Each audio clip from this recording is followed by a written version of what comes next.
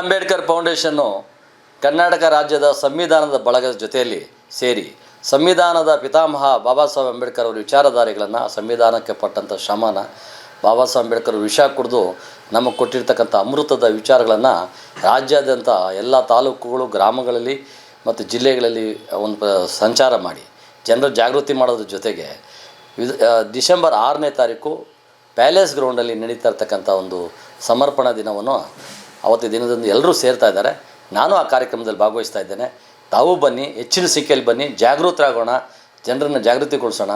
ಸಮಾಜದ ವ್ಯವಸ್ಥೆಯನ್ನು ಬದಲಾಯಿಸೋದಕ್ಕೆ ಅಂಬೇಡ್ಕರ್ ಚಿಂತನೆಗಳು ಒಂದೇ ದೇಶಕ್ಕೆ ಒಂದು ದೊಡ್ಡ ಆಧಾರ ಗ್ರಂಥ ಸಂವಿಧಾನ.